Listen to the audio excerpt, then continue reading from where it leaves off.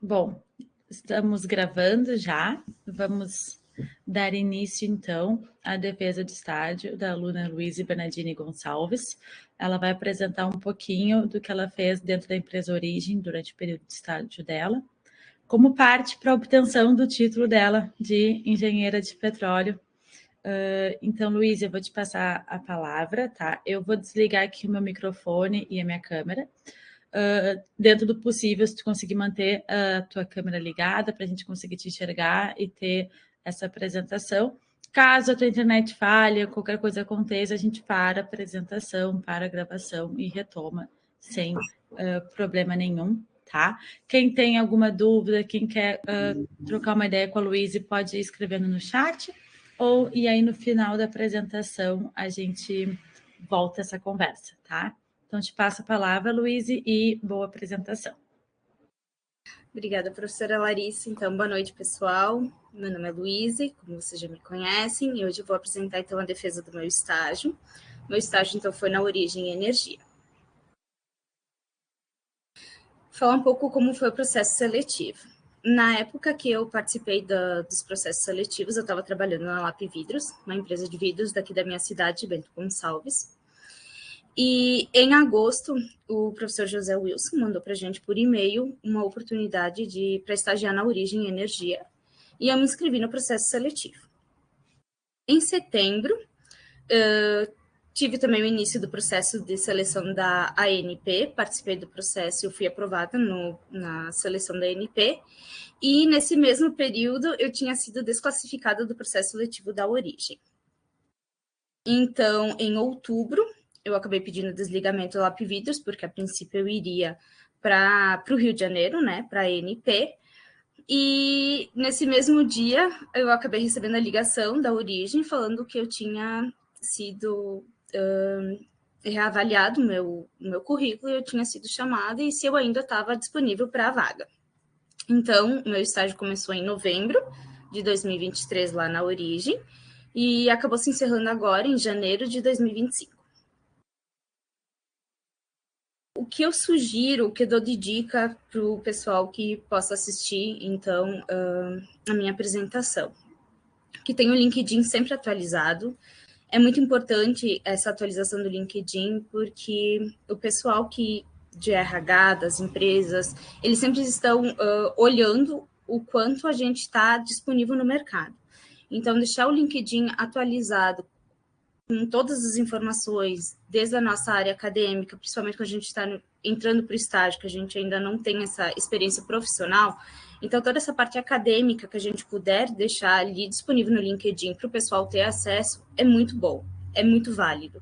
Então, apresentações que a gente faz em congressos, os papers que a gente manda para revisões, tudo que a gente fizer acadêmico dentro da universidade, é muito válido ter ele disponível no LinkedIn para que todos tenham acesso. O currículo, então, ele tem que ser acadêmico. Lá no início eu via que eu tentava colocar minha experiência profissional, porque desde muito jovem eu comecei a trabalhar e eu tentava colocar essa experiência profissional no meu currículo. E aí, então, depois eu percebi que o que eles esperavam, né, para me chamar para o estágio era esse currículo acadêmico. Então, eu tinha que colocar ali todas as minhas participações dentro de congressos, o que eu desenvolvi dentro da universidade. Então, essa parte do currículo também é muito importante, né? Para que tenha as informações que realmente sejam interessantes para que a gente consiga o estágio. Preparar-se para a entrevista. As perguntas que eles geralmente fazem nas entrevistas são as mesmas, né? Então, a gente saber essas perguntas e ter elas ensaiadas para ter uma melhor desenvoltura vai ajudar um monte, né? Para que a gente não fique nervoso e para que a gente consiga dar o melhor, da gente consiga falar tudo que a gente precisa falar. Porque esse momento da entrevista é quando a gente se vende.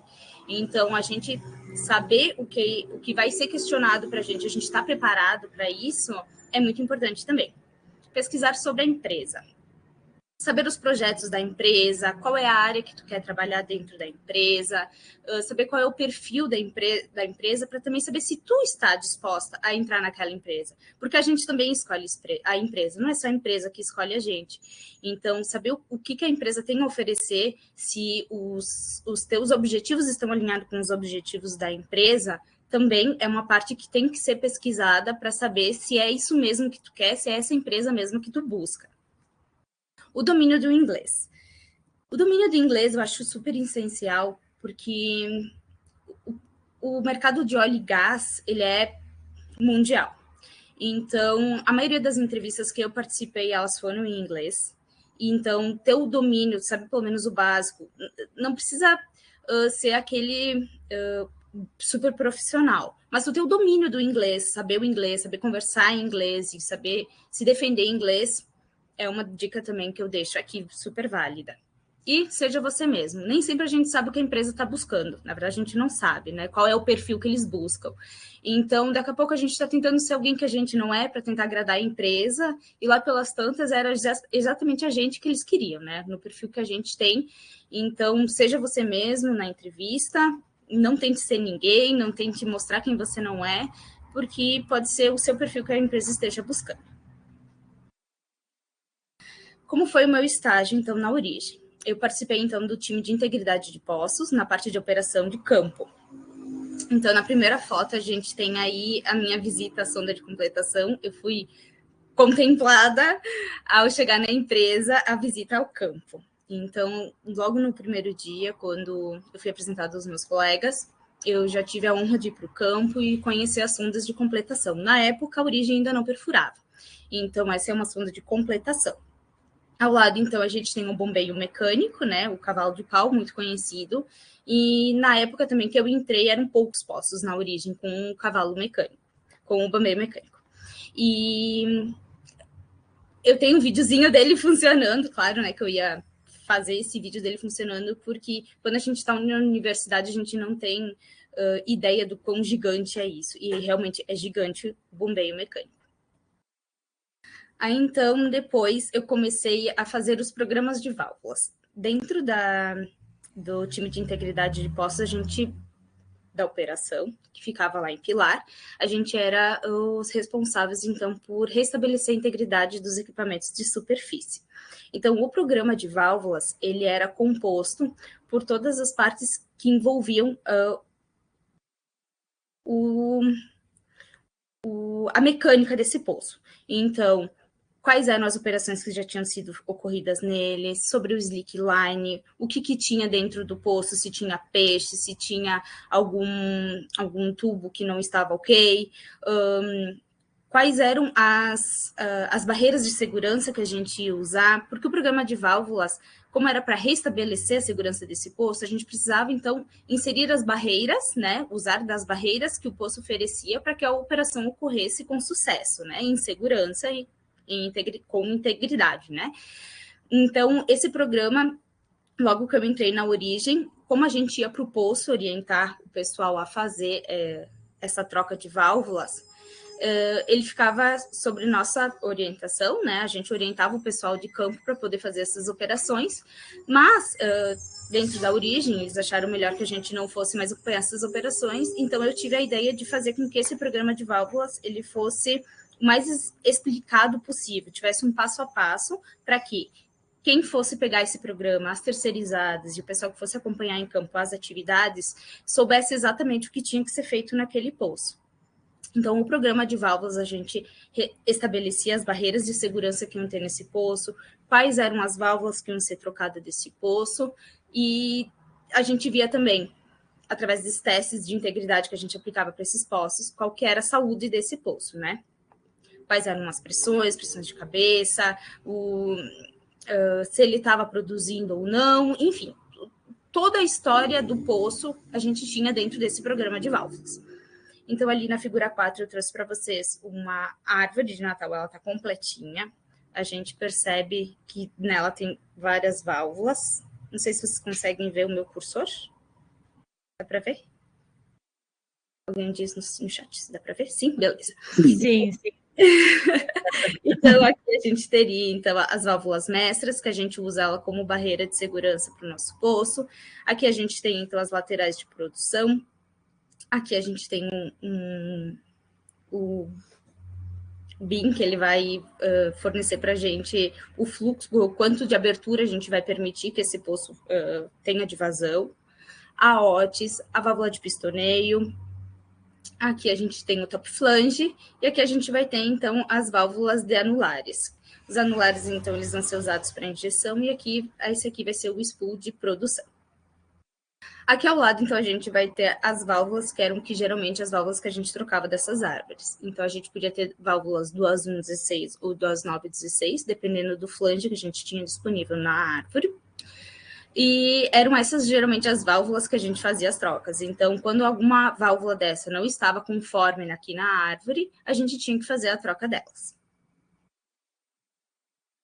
Ainda, para fazer essa troca, então, das válvulas, como eu falei, o poço tem que estar íntegro, a gente tem que estar com uma operação segura. Então, aqui eu trouxe para vocês uma BPV alojada. A BPV a gente alojava ela, então, no suspensor. Também era uma barreira de segurança, assim como o tampão DB. O tampão DB era uma outra barreira de segurança que a gente utilizava nos poços, mas o tampão DB ele vai ser inserido, então, na coluna de produção. Então, dependendo do poço, ou a gente tinha a DHSV, ou a gente tinha a BPV, ou a gente tinha o tampão DB, ou as válvulas mestras, ou a não surgência. Então, a gente tinha que fazer realmente todo o estudo do poço, saber tudo que tinha de disponível nele para que a gente pudesse usar as barreiras que ele tivesse. Caso ele não tivesse as barreiras, as duas barreiras de segurança que a gente precisa para fazer essas operações, a gente inseria. No caso, a gente inseriu essa BPV nesse poço, mas vale ressaltar que nem todos os suspensores, que era onde a gente alojava essas BPVs, nem todos os suspensores dos poços, eles eram aptos a receber essa BPV. Então, em muitos casos, a gente não conseguia usar essa BPV, aí a gente ia para o caso do tampão DB. O tampão DB, muitas vezes, a gente não conseguia usar pela disponibilidade que a gente tinha do Slickline para fazer o assentamento desses tampões DB. Então, a gente tinha um monte de pequenos desafios que a gente tinha que achar soluções para que a gente pudesse fazer essas operações sempre em segurança. Aqui, então, a gente tem um içamento de cargas, também para mostrar como as operações eram feitas de forma segura, porque essas árvores de Natal, elas são muito pesadas mesmo. Então, era muito importante que esse caminhão Munk içasse essa carga em segurança. Então, com a corda alinhada, ele suspendido e sem ninguém ao redor, né, passando por essa suspensão de cargas para que não machucasse ninguém. Ainda, eu fazia também, né, a gente da integridade de poços, fazia então o esquemático mecânico dos poços. O que seria o esquemático mecânico? No esquemático mecânico, quando o poço saía da sonda de completação, eu fazia os de sonda de completação, né? Então, esse esquemático aqui, ele mostra exatamente como o poço está em subsuperfície, que a gente não consegue ver, mas, então, através desse esquemático mecânico, a gente sabe como é que está o poço. A gente vai ter zona aberta, a gente vai ter zona squeezada, a gente vai ter coluna de produção deixada nesse poço, a gente vai ter packer. Quais são as válvulas que a gente vai ter disponíveis aqui na árvore de Natal? Eu vou ampliar um pouquinho para vocês verem melhor. Aqui. Então, aqui a gente pode ver que esse poço ele vai ser de 3 fases, por exemplo. Aqui vai ser onde vai ser a fase de produção. Aqui embaixo a gente não dá para ver que está bem pequenininho, mas aqui embaixo tem só um intervalo aberto. Então, aparentemente, esse poço ele está operando só com esse intervalo aberto. E aqui a gente vai ter, então, as válvulas dos anulares que eu mostrei anteriormente. Então, tudo que a gente faz de operação, ele vai estar nesse esquemático. Como é que a gente montava esses esquemáticos?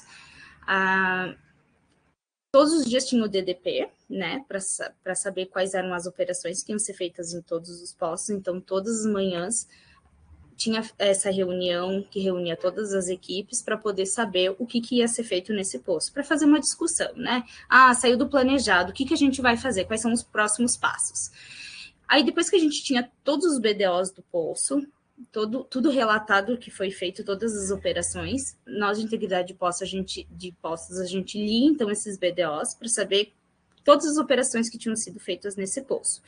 Se tinha sido intervalo tinha sido aberto ou não, se os intervalos tinham sido squeezados, qual era a situação mecânica, precisou do time de integridade para restabelecer alguma barreira nesse poço, porque a gente não pode simplesmente tirar o poço da sonda se ele não tiver as barreiras de segurança atuando nele.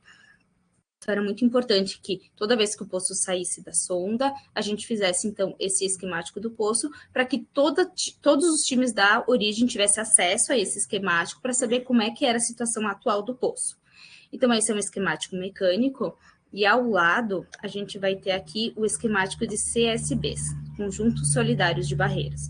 Os conjuntos solidários de barreiras, eles vão ser estabelecidos no poço para fazer com que a gente tenha que não ocorra um influxo indesejado desse poço. Então, a gente vai estabelecer que a gente vai ter 2 CSBs, que vai ser o primário em azul e o secundário em vermelho, sempre pensando em que esse poço ele não pode ter contato, né? Ele não pode ter extravasamento de óleo entre as rochas e nem fora do caminho, né? Que ele tem que percorrer apenas por dentro da coluna de produção. Então, a gente teria que fazer com que essa barreira de segurança ela fosse estabelecida de dentro para fora do poço e de fora para dentro, né? Então, a primeira barreira de segurança a gente colocava como a rocha selante, coluna de produção, que é o que está aqui em azul, né? Coluna de produção, a cimentação, o revestimento, e aqui em cima fechando com a DHSV, que é uma válvula de segurança também.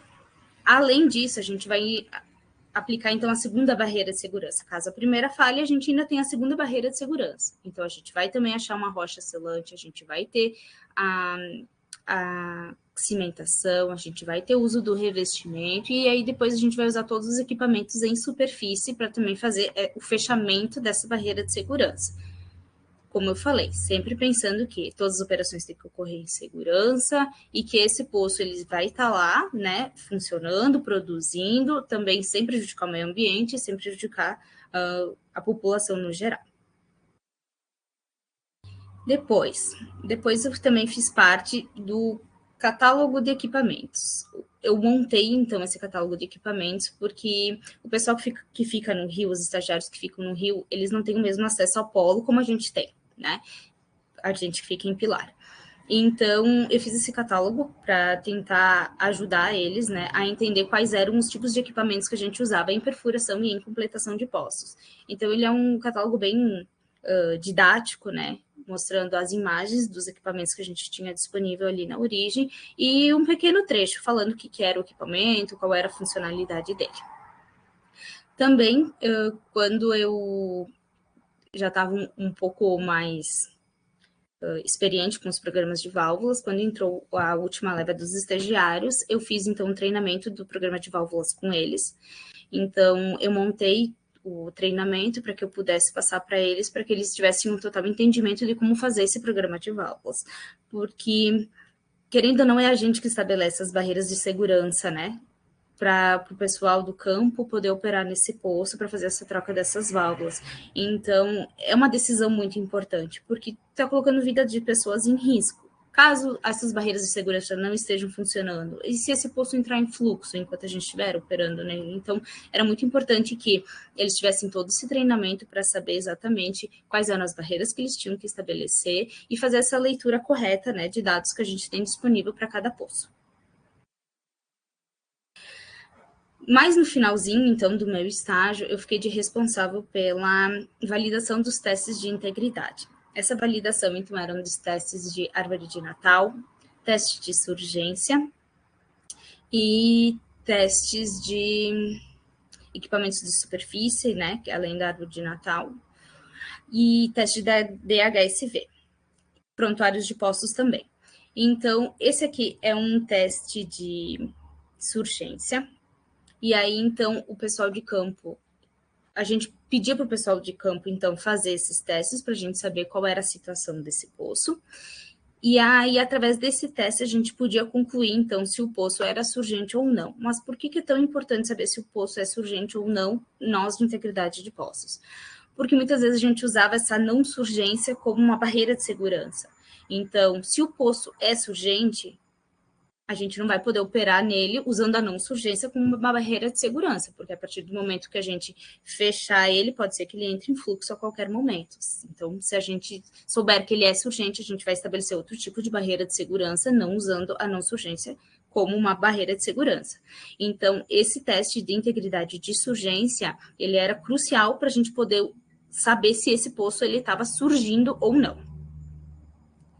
Além deste teste, a gente também fez o teste de árvore de Natal. teste de árvore de Natal, ele contemplava, então, todas as válvulas que a gente tinha nesse poço para saber qual era a integridade delas.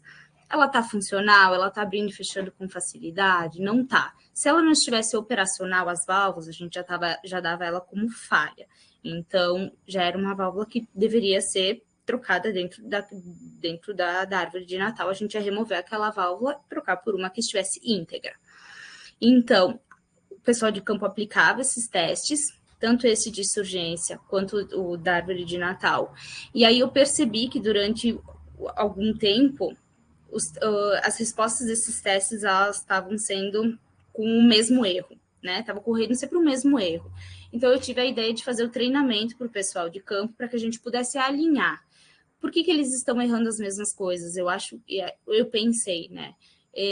A forma como a gente escreveu os procedimentos, porque nós de integridade de posse, a gente deixava para eles os procedimentos de como realizar esses testes em campo.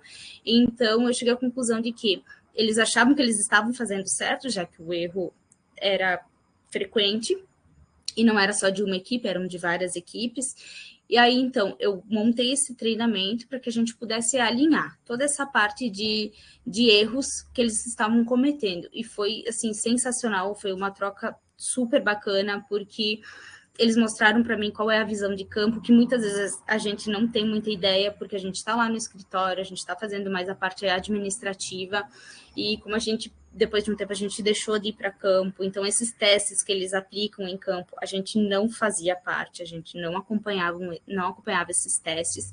Então, o que para eles estava super certo, nós de integridade, na parte administrativa, a gente já visualizava aquilo como de forma errada. Então, foi só fazer esse alinhamento, mostrar para eles o que eles estavam errando, qual era a forma de preenchimento desses formulários, o que a gente esperava que eles preenchessem desses formulários, e a resposta foi super boa, foi rápida, foi assim, durante a semana passar para uma equipe, de final de semana eles já terem aquilo alinhado, e foi sensacional mesmo. E foi isso, então, o meu estágio. Obrigado, pessoal que participou, que esteve aqui presente. E se tiverem alguma dúvida, podem me perguntar, estou disponível. Obrigado, Luiz. Eu já anotei aqui, eu tenho minhas dúvidas. Parabéns pela apresentação. Deixa eu ligar minha câmera aqui. Vamos conversar. Eu anotei algumas coisas, fiquei bem feliz também. Parabéns, eu vi que tu teve bastante iniciativa ao longo da tua trajetória, né? Justamente de trazer, assim, de identificar um problema e tentar achar uma solução para esse problema, né? Gostei bastante, parabéns. Foi muito boa a tua apresentação. Adorei ver a parte de integridade de poço. Acho que a gente vê isso um pouquinho só no curso, né? A gente não chega a ver isso de uma forma tão efetiva, né? Inclusive, a gente teve até reunião essa semana, já cogitando, de repente, uma disciplina que fale mais especificamente sobre integridade de poço, tá? E aí, isso era uma das minhas perguntas que eu tinha para ti, vou deixar o pessoal escrevendo se tiver alguma pergunta. Mas qual foi a maior dificuldade que tu encontrou dentro do teu estágio? Assim, primeiro, pensando numa forma mais técnica, né? O que te faltou de aprendizagem? O que foi uma coisa que tu não sabia, o que tu não tinha entendido ao longo da faculdade e que tu acabou descobrindo na prática ali do dia a dia? Sim, como a gente fazia, então, a troca dessas válvulas, essa parte mais mecânica, a gente tinha que saber. O que vai ser trocado nesse poço? Vai ser trocado uma válvula mestra. Mas o que eu preciso para fazer a troca dessa válvula mestra? Eu vou precisar saber o flange dela, para saber se vai ser uma válvula DOS 9 ou DOS 1. Eu vou precisar saber se o groove dessa válvula ele vai estar ok, se a gente vai precisar de anel de vedação, a gente vai precisar daquelas borrachas de vedação, a gente vai precisar saber o tipo de parafuso que a gente vai colocar nessa válvula. Então, essa parte mais técnica, assim, específica, eu fui aprender realmente com o Douglas, né, que está na reunião também. Então, ele me passou todo esse conhecimento que, quando a gente sai da universidade, é tão específico que na universidade a gente acaba não aprendendo. Mas eu tive que saber, tive que aprender de parafuso, de válvula, de anel, de vedação, essa parte toda ali, é um nipple, é uma redução, qual é o tipo da rosca. Então, toda essa parte eu acabei aprendendo então, dentro da origem para poder saber, né, como eu ia executar então, esses programas das válvulas. Perfeito. O Douglas escreveu ali uma pergunta e também uma curiosidade, mas uma pergunta até para acho que para os seus colegas que vão vir aí a fazer estágio, que talvez vão acompanhar essa gravação. Ele falou que tu aprendeu e dominou tudo muito bem. Só orgulho para gente. Uma curiosidade que o Douglas perguntou aqui do teu período de estágio, se existe algum aprendizado que tu pretende levar para a vida ou para outras empresas, assim, se tu conseguir compartilhar com a gente. Sim, com certeza. A humildade da gente saber que a gente não sabe de tudo é muito crucial. Toda vez que a gente ia para campo ou que a gente conversasse com o pessoal de campo, a gente sempre aprendia muita coisa. Então, assim, eu como estagiária, quando eu cheguei lá, a gente sempre acha que a gente sabe muita coisa, né? Eu estudei durante muito tempo, então eu estou super apta para exercer qualquer função dentro da empresa. E não é bem assim que as coisas funcionam. Com o pessoal de campo, eles tinham o feeling do campo. Eles sentiam os postos, parecia que os postos assim eram como ser vivos para eles. E eles sabiam exatamente o que estava cada poço. Esse poço produz tanto, esse poço tem tanto de pressão. E era assim, é inacreditável como eles têm o feeling do campo, que é o que a gente, com pouca experiência, a gente não tem. Então, a gente tem essa humildade de se mostrar que a gente tem curiosidade, que a gente quer ir atrás, que a gente quer aprender, é muito importante. Com certeza eu vou levar para outras empresas, com certeza eu digo isso para as pessoas que é para elas serem curiosas, porque quando a gente é curioso, a gente aprende muita coisa. Então, assim, ser curioso leva a gente a aprender, a desenvolver, evoluir e, sem dúvida, sempre ter essa humildade, então, de saber que mesmo a gente sabendo, a gente vai ter sempre essa troca. É sempre uma troca muito valiosa. Então, acho muito importante ter essa parte bem certa, sabe? Bem concretizada dentro da gente. E aí, falando um pouquinho de campo, Luiz, tu falou que tu chegou e logo foi contemplada com uma visita em campo. Essas visitas não eram muito comuns, então, para os estagiários, assim. E como é que foi? Como é que foi para ti o campo? É uma coisa que tu vislumbra fazer, que continuar ser uma engenheira mais de campo ou né, ficar mais ali na parte do escritório? Como é que foi essa experiência para ti e como isso agora te coloca né, dentro da engenheira daqui para frente? Certo. Eu tive a sorte porque um estagiário que era do Rio de Janeiro, ele estava lá no Polo, aí então ele acabou levando tanto eu quanto o Douglas para eu acabar conhecendo e ele também, né, fazer essa visita aos poços. No início, quando a gente fazia então o acompanhamento dessas trocas de válvula dos poços para restabelecer a integridade, a gente acompanhava, então a gente ia com frequência para os poços. Era um calorão no meio do canavial, mas eu amava muito, porque cada poço é um poço. Então, assim, nenhuma atividade era igual à outra e elas sempre apresentavam algum tipo de desafio e que a gente tinha que ter aquela expertise ali no momento para saber o que a gente ia fazer. E quando a gente ia com os operadores de campo, eles também faziam, então, essa troca, que eu falei que essa troca é tão crucial. Então, a gente discutia por que a gente pode fazer essa operação, por que a gente não pode fazer tal operação.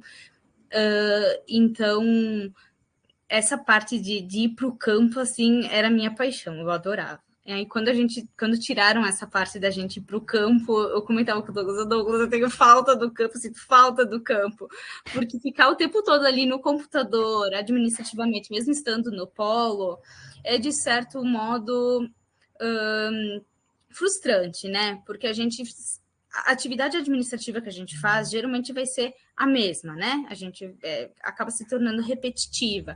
E ir para o campo, não. Ir para o campo é sempre uma experiência nova. Então, eu amava ir para o campo, eu amo essa experiência de ir para o campo. Eu acho que combina muito mais com o meu perfil, já que eu sou mais agitada, já que eu sou um pouco mais curiosa. Então, acho que combina muito mais essa parte de campo comigo. E qual foi a parte mais difícil do campo? Não deve ter sido tudo 100%, né? Qual foi a parte mais difícil do campo para ti? Deixa eu pensar. Eu acho que eram quando, por exemplo, as coisas não saiam como a gente organizava, né? Porque, por exemplo, para fazer esses programas, a gente estudava todo o poço. Vai ter tanto de pressão, a gente vai conseguir despressurizar ele para a estação, ou enfim, a gente organizava todo aquele programa. E quando as coisas não saíam como a gente organizava, ou porque faltava algum tipo de equipamento, ou porque a gente não tinha acesso a algumas locações ou alguns equipamentos. Então, esses desafios que a gente encontrava exigia da gente que a gente se organizasse de novo, que a gente muitas vezes chamasse o gerente da gente ou o chefe da gente para que a gente pudesse, então, restabelecer essa programação. Então, essa parte de que quando a gente estava no poço, e como cada poço é um poço, a gente não pode levar, ter aquele apanhado assim, se tal poço funcionou, em 30 minutos a gente fez uma operação, então para todos os postos a gente vai ter esse mesmo período. Não era nada disso. Então, eu acho que esse era o desafio que a gente encontrava, da gente chegar no posto, a gente esperar dele uma coisa e ele apresentar completamente diferente do que a gente tinha ali de disponível para aquela atividade. Perfeito. Agora, eu anotei aqui, estou olhando minhas perguntas. Bom, tu falou que tu tinha sido chamada na NP, né? Eu lembro disso, estava te acompanhando, a gente conversava um pouquinho. O que te fez decidir pela origem? Vários fatores. O da ANP, eu não podia usar ele como estágio obrigatório. Se eu usasse o estágio obrigatório da ANP, eu não tinha direito à Bolsa Auxílio. E a gente sabe que morar no Rio de Janeiro, né? A gente precisa de uma certa graninha, né, para morar no Rio de Janeiro. Então, naquele momento, esse foi um ponto muito importante para mim, porque como eu estava buscando meu estágio obrigatório, porque na minha cabeça já fazia muito tempo que eu estava dentro da universidade, então eu precisava me formar, então eu precisava de estágio obrigatório. Então, foi muito engraçado até porque a ANP, ela exigia uma documentação assim fora do normal, uma documentação que eu não parei de incomodar o professor Furlan, porque a cada pouco eu tinha que apresentar uma documentação nova, porque a documentação estava errada, ou porque não estava nos parâmetros que eles queriam, e demorou pra caramba ali, demorou quase um mês inteiro até que eu conseguisse toda a documentação que eles exigiam. E aí, quando demorou esse tempo, nesse meio tempo a Origem acabou me chamando. Então, por mais que fosse mais longe da minha cidade, eu percebi que estar numa operadora, né, de óleo e gás é completamente diferente do que está na ANP. Eu não digo que eu ia aprender, que eu aprendi muito mais na Origem do que eu ia aprender na ANP. Não, de jeito nenhum. São áreas completamente diferentes. Mas eu não me arrependo de ter escolhido a Origem justamente por eu ter tido esse contato com o campo, que eu percebi que realmente é onde eu quero trabalhar, que é no campo, não no escritório, e eu sei que na ANP é mais uma parte burocrática, né? É mais uma parte administrativa mesmo.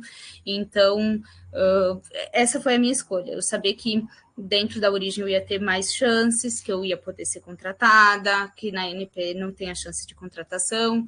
Então, são esses fatores, né? Morar no Rio de Janeiro também já não era bem o que eu queria. Rio de Janeiro é perigoso, né? Rio de Janeiro é caro, toda aquela história.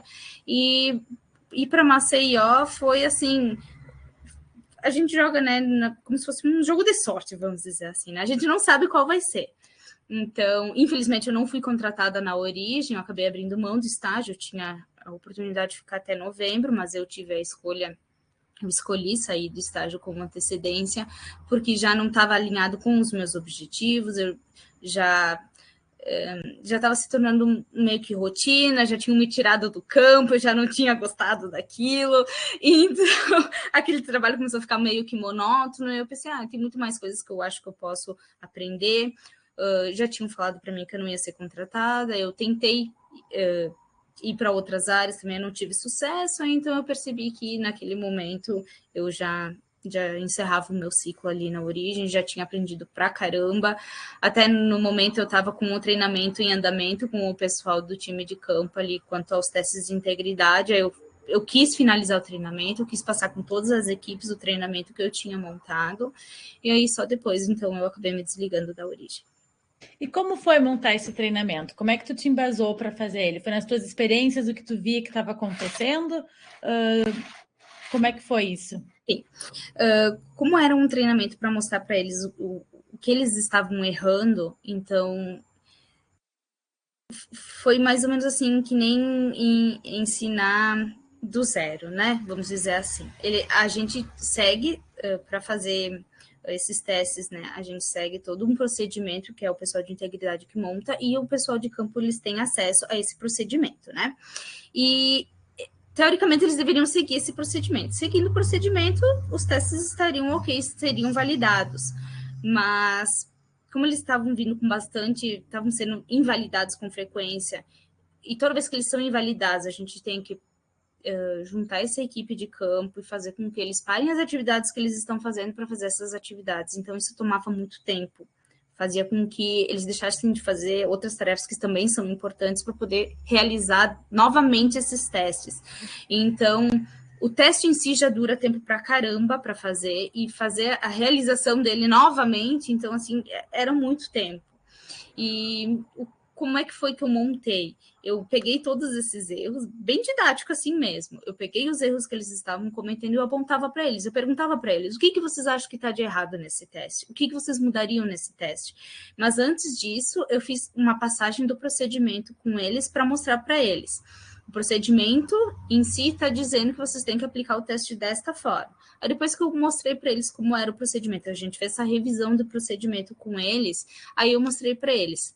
De acordo com o procedimento que eu acabei de mostrar para vocês, olhando esse teste, vocês dizem que esse teste ele tá bom ou ele não tá bom, ele tá certo ou ele não tá certo. E aí assim que a gente tinha essa troca, daí eu conseguia saber também como eles estavam reagindo a esse procedimento. Então, nesse momento também a gente percebeu que muitas coisas do que a gente tinha escrito no procedimento também não estava coerente com o campo. Por isso que eu digo que a gente sabe da parte administrativa, mas quem está no campo tem uma outra visão. Então, a gente ter essa troca de campo com a parte administrativa, de saber entender que a gente não está vendo o que eles estão vendo, e a gente entender isso, a gente levar isso em consideração, fez com que a gente percebesse que muitas coisas do nosso procedimento não estavam de acordo com o que era aplicado em campo, porque era meio utopia, vamos dizer assim, e aí então a gente conseguiu alinhar também essa parte do procedimento. Então foi essa troca, foi a gente mostrar para eles que eles estavam cometendo alguns erros, que eram erros assim bobos, de preenchimento mesmo, e eles trouxeram para a gente, bom, da mesma forma que não está coerente de acordo com o procedimento, porque o procedimento é para ser algo simples, né, que a gente leia e que a gente consiga aplicar exatamente o que está escrito ali. Então, se não está escrito de uma forma clara para quem está aplicando esse procedimento, para quem está aplicando esses testes, então é um erro nosso também. Então, foi essa troca que a gente teve, assim, foi muito crucial, foi muito importante. Nossa, que legal, que bom que tu teve essa ideia e pôde contribuir de alguma forma, né?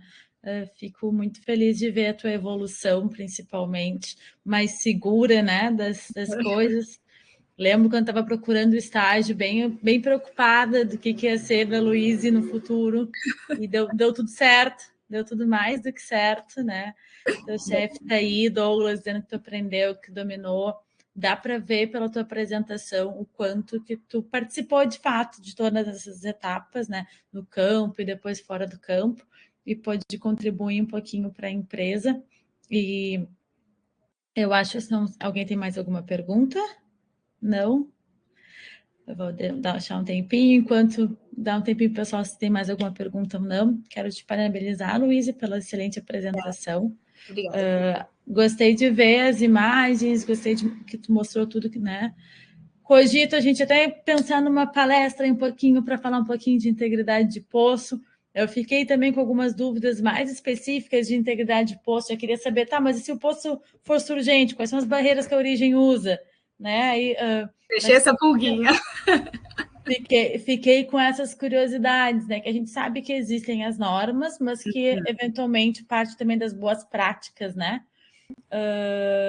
E uma coisa um pouco mais técnica e acadêmica, quem sabe a gente pense aí em fazer algum encontro, alguma palestra, de repente até com o Núcleo IN, com as meninas também, para mostrar um pouquinho da tua experiência, que eu acho que a experiência da mulher em campo ela é um pouquinho diferente, ela tem suas nuances, né? A mulher engenheira dentro de um campo da engenharia de petróleo, graças a Deus, hoje muita coisa mudou, a gente está vendo um núcleo de mulheres bem grandes, né? Pelo menos pelo FEPEL, que eu sigo vocês, a gente consegue ver mulheres fortes, trabalhadoras que estão dentro da indústria, mas a gente sabe que esse local do campo é um local, às vezes, um pouco mais complexo para a mulherada, né? Então, mais complexo. Eu imagino. Então, te parabenizar também pela garra, né, por ter enfrentado tudo isso, ter ido lá para longe, para o Nordeste, longe da família, né? Enfrentar esse mundo novo. Douglas disse aqui que é para te parabenizar por essa mulher incrível, muito sucesso para ti. Eu acho que todos nós que estamos aqui hoje acompanhando a tua apresentação é o que a gente deseja, muito sucesso. Estou muito feliz mesmo de ver a tua apresentação, muito boa, muito confiante, e leva essa confiança agora para os próximos passos, que vão sempre existir, né? A gente está sempre tentando evoluir mais um pouquinho e ir atrás dos sonhos. A Vitória está falando aqui que espera que a defesa de estágio seja tão boa quanto a tua. Vai ser sim. Muito melhor. Muito orgulho mesmo, compartilho desse orgulho. Arthur levantou as mãos, quer falar? Arthur? Acho que foi sem querer. Provavelmente. Então é isso, Isa. Eu te passo então agora as palavras para se quiser falar alguma coisa para finalizar. Tá? Estou feliz que a família estava aqui também, coisa boa, a família acompanha. Exato. Eu quero agradecer a todos vocês que tiraram um tempinho para me assistir, para me ouvir falar um pouquinho sobre como foi a minha experiência. Eu sou muito grata à Origem pela oportunidade. Eu cresci muito, eu aprendi muito, com certeza. É uma experiência profissional que eu vou levar para o resto da minha vida. Foi, assim, realmente foi muito enriquecedora. Eu aprendi de verdade, eu aprendi muita coisa. E queria muito agradecer a minha família por todo o apoio, que sempre estiveram do meu lado, mesmo quando eu estava longe, né? Toda aquela história. Então, a minha família nunca me deixou sozinha. Sempre estiveram do meu lado. Queria agradecer o Douglas, que o Douglas sempre teve muita paciência de me explicar 500 vezes a mesma coisa, e foi assim, foi uma troca muito boa. A gente até apresentou juntos lá na UFAL sobre integridade de postos, agora que tu comentou, eu me lembrei também. A gente apresentou juntos, a gente foi lá na UFAL falar um pouco sobre integridade de postos, passar um pouco do nosso conhecimento. Então, assim, a gente era uma dupla, assim, que a gente se dava super bem, a gente ia para o campo, a gente resolvia as coisas junto. Ele dava também espaço para que eu pudesse fazer, que eu pudesse ter voz.